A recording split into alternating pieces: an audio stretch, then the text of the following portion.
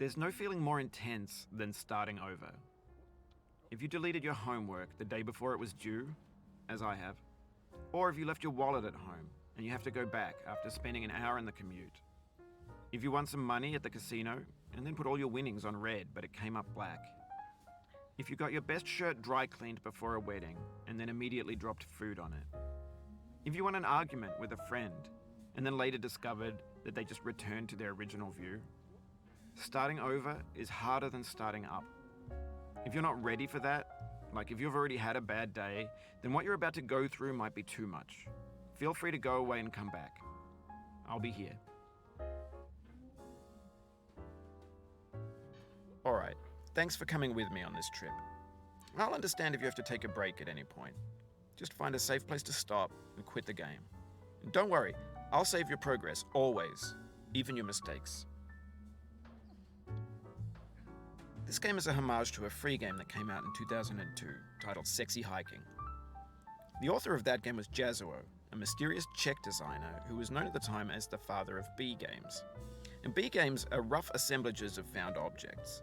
Designers slap them together very quickly and freely, and they're often too rough and unfriendly to gain much of a following. They're built more for the joy of building them than as polished products. In a certain way, Sexy Hiking is the perfect embodiment of a B game.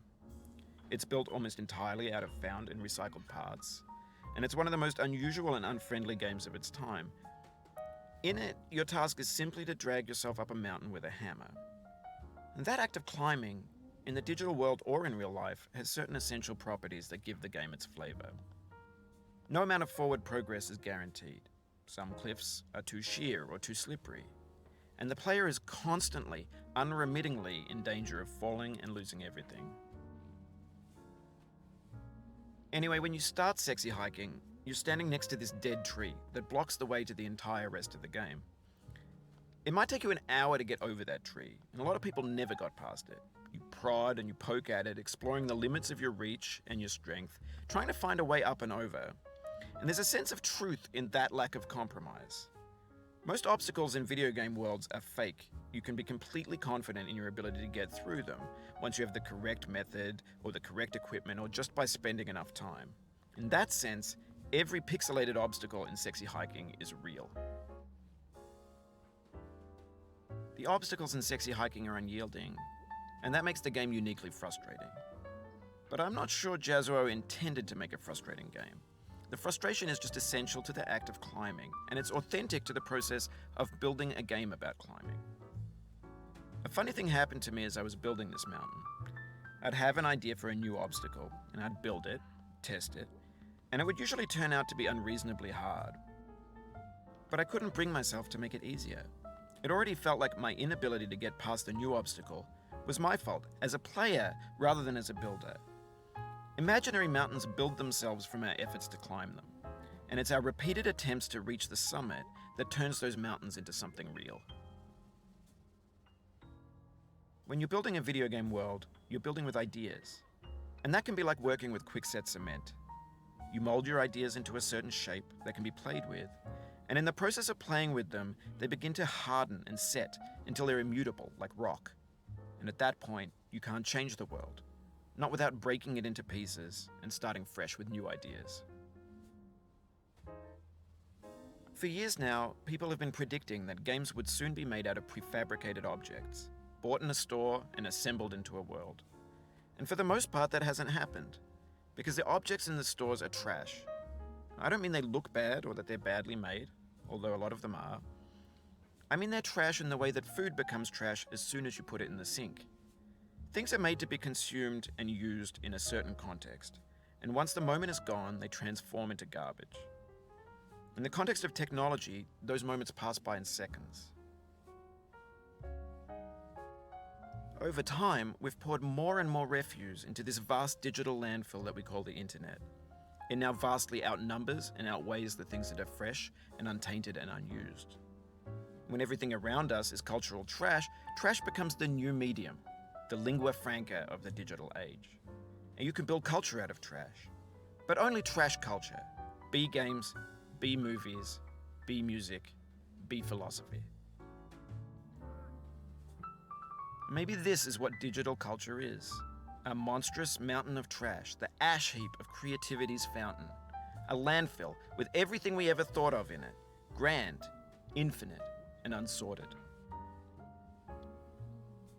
There's 3D models of breakfast, Gen X's fanfic novels, scan magazines, green screen Shia LaBeouf, banned snuff scenes on LiveLeak. Facebook's got lifelike bots with unbranded adverts and candid shots of Kanye and Taylor Swift mashups, car crash epic failed GIFs, Russian dashcam vids, discussions of McRibs, discarded, forgotten, unrecycled, muddled, rotten, untitled. Everything's fresh for about 6 seconds, until some newer thing beckons and we hit refresh. And there's years of persevering disappearing into the pile, out of style, out of sight. In this context, it's tempting to make friendly content that's gentle, that lets you churn through it but not earn it. Why make something demanding if it just gets piled up in the landfill, filed in with the bland things? When games were new, they wanted a lot from you. Daunting you, taunting you, resetting and delaying you. Players played stoically. Now everyone's turned off by that. They want to burn through it quickly, a quick fix for the fickle, some tricks for the clicks of the feckless. But that's not you, you're an acrobat. You could swallow a baseball bat.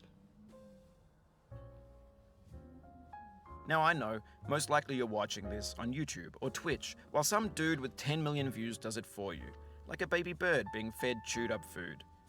That's culture too. But on the off chance that you're playing this, what I'm saying is, trash is disposable, but maybe it doesn't have to be approachable. What's the feeling like?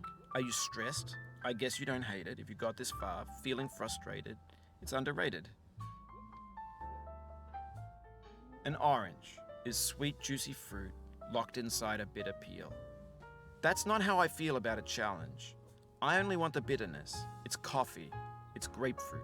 It's licorice. It feels like we're closer now, composer and climber, designer and user. You could have refused, but you didn't. There was something in you that was hidden, that chose to continue.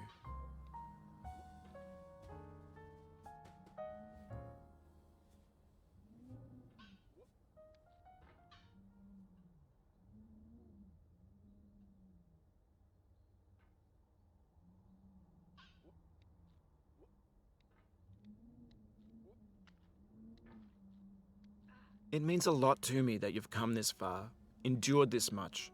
Every wisecrack, every insensitivity, every setback you've forgiven me is a kingly gift that you've given me.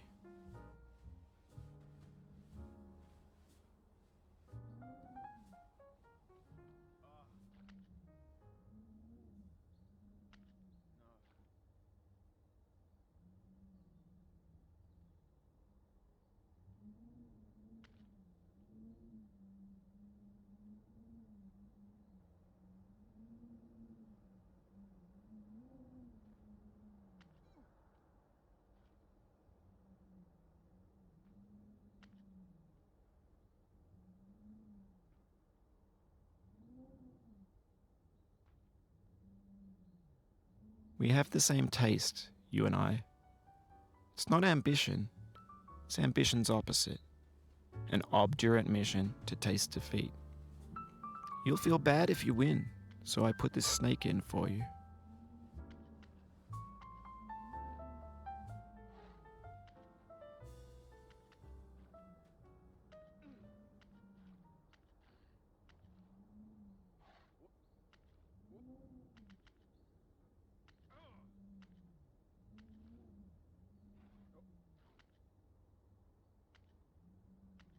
Have you thought about who you are in this?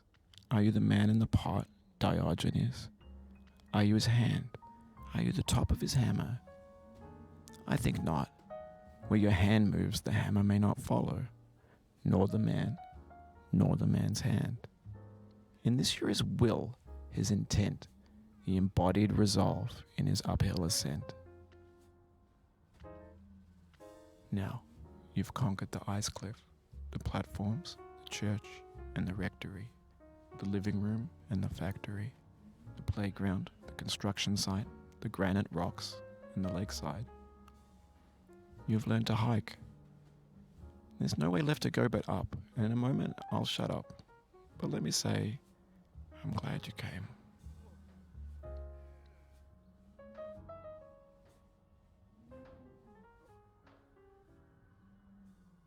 Oh, you just lost a lot of progress.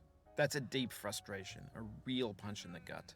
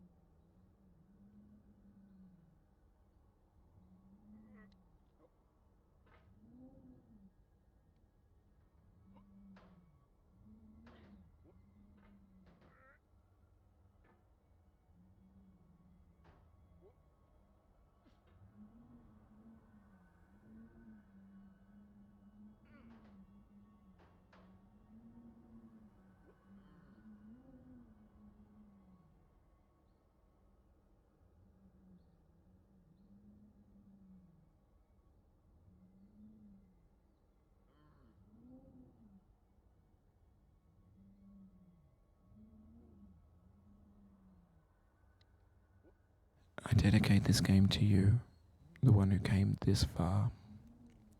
I give it to you with all my love.